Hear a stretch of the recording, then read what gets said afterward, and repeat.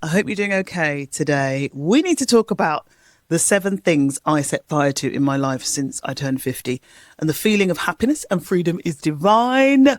And I know you're going to recognize them because they're draining your energy and they are crushing who you really are. But they're not the obvious ones that you think of because as women in midlife, we have been carrying these things for decades. We were told they were perfectly normal. We were told we should be proud of them. But I promise you, if you change just one of these things, you're going to start to feel the same beautiful, delicious freedom that I do. Hello, my name is Marv. Welcome to my channel. This is where we talk about all the things that no one told us about, no one warned us about when it comes to aging. So if you like my energy, hit subscribe. When did you last say sorry? And you had absolutely nothing to be sorry about because we have been conditioned as women to be agreeable, not to make us fuss, smooth everything over, like shrinking yourself was actually good manners. I was standing in the queue at the post office and someone pushed in front of me. You know how that feels. And I said sorry to them. I'm in a laugh now. It is ludicrous. But of course, I was seething inside. You know, your blood is boiling and there's a voice going, don't speak up, because you're going to be seen as the angry black woman. And then I was thinking, well, for flip's sake, I'm a journalist, I'm accomplished, I've got a doctorate. Why can't I speak in these social situations, you know?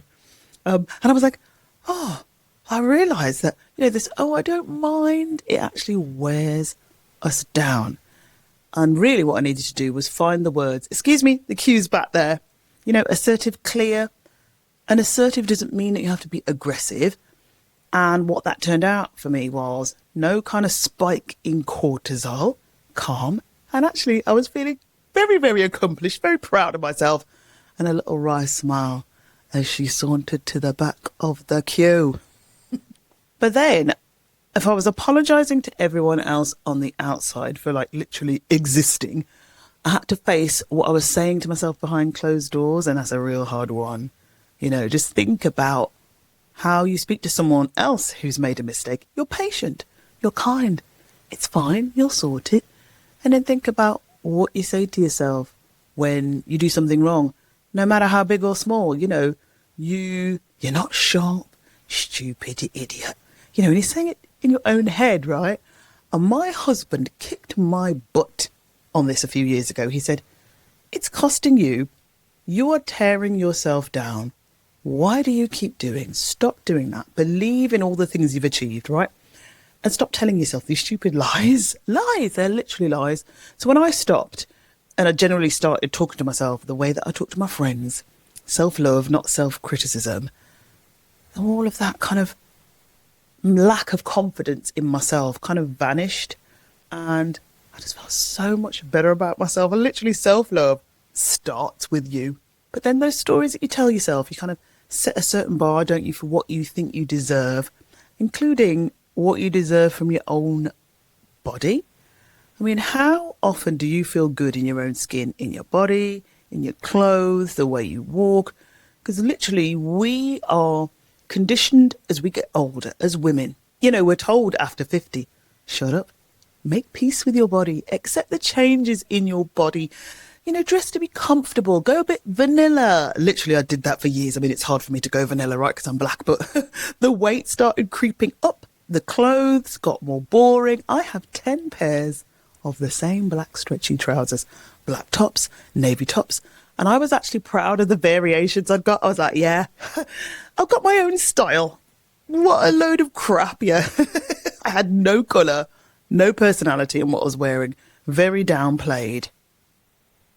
And I realised I was vanishing. I had to stop myself from vanishing because I'm thinking, why am I doing that? Why am I not really taking care of myself?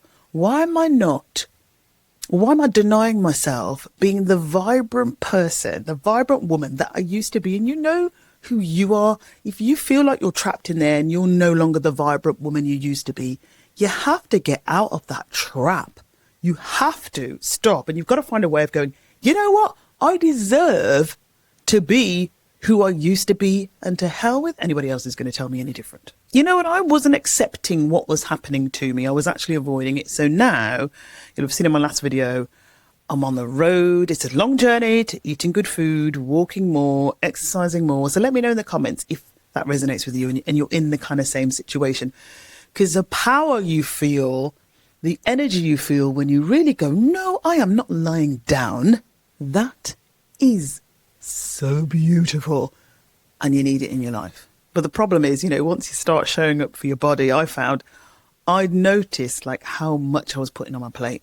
All the metaphors, the spinning plates, all this stuff. I was spreading myself really, really thin. And I know you're in danger of that, right? What are you doing right now as you're watching this video?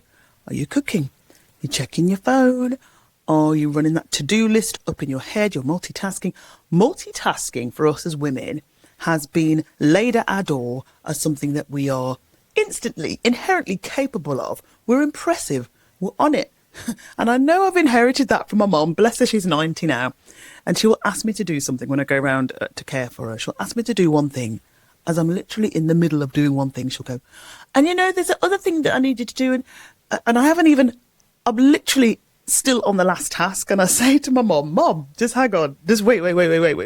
Can I just finish the one thing, right? One at a time. That's what I say to her. Can I finish the thing before we get onto the next one? Because I just can't do it, right? I have inherited that. Wholesale. My brain's firing in all directions. And the thing is, I was never fully present anywhere in one time. And you know what that does? You kind of feel behind all the time. You feel like you're never quite finished. You never quite switch off.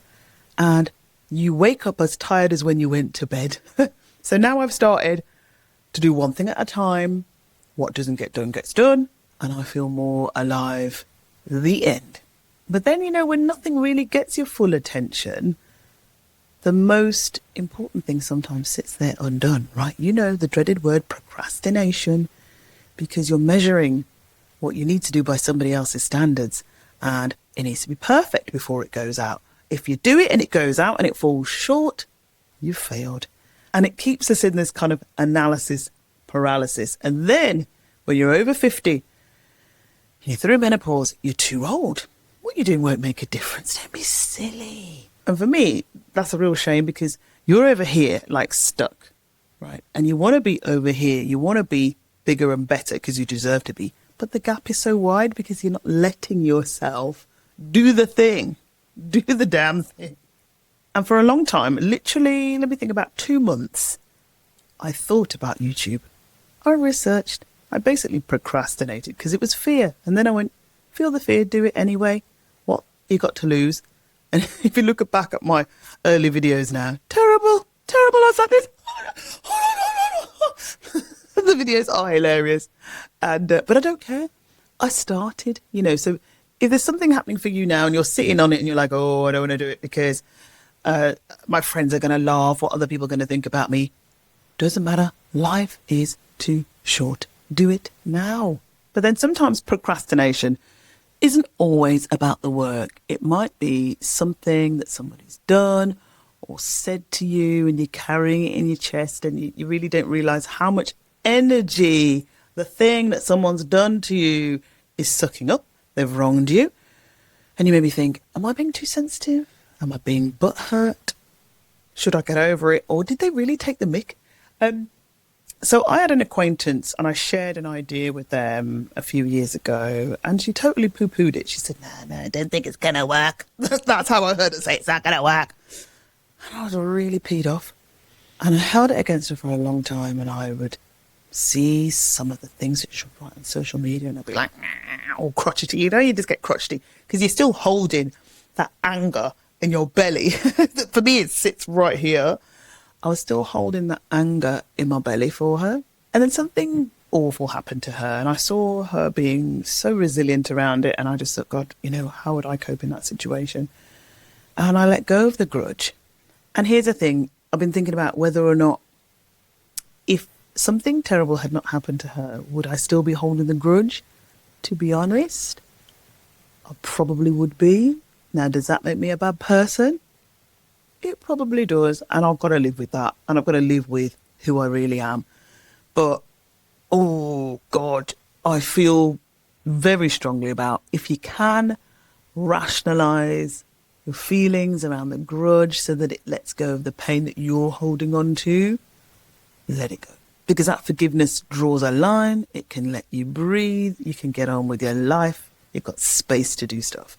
But then once that space has opened up, for me, I heard something that I hadn't heard for a very long time. My own voice, which made me realise that was the last thing I should be burning my own voice. You've raised kids, you've run a household, you are caring for elderly parents, you have had a whole career, you've been doing a lot for others, but you've not stopped to go, well, what do I really want out of life? Is this really what I want out of my life?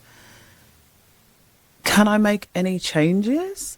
And if so, how do I make those changes? Because in all the doing, we haven't asked those questions.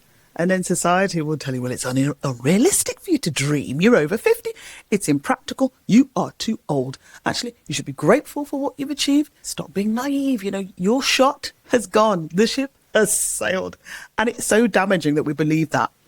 And then we look up. We've been scrolling, looking at other people's lives instead of focusing on ourselves. So book the holiday, start the hobby, start the business, start working on your body and your health. Since I hit 50, I have started this YouTube channel. I've become a certified coach. I've invested in female-led businesses, and I've been able to trust myself more and do things that actually align with what make me happy. Not necessarily rich. I'm not loaded, but I'm definitely happier. I'm definitely more free. And I'm back to who I felt like when I was younger, and that's really, really important. And the thing is, it's because I decided to investigate the things in the past I'd once kind of dismissed as silly. So do not negate your dreams, however big or small they are. Tell me which one hit for you. Which one are you going to burn first? Tell me in the comments. I read every single one. Seriously, burn one of them. You are going to be on the way back to yourself. Hit like, hit subscribe. And if you can you share it with somebody who needs to hear it today? YouTube wants you to check out the next video here. So I'll see you over there. Thanks for watching.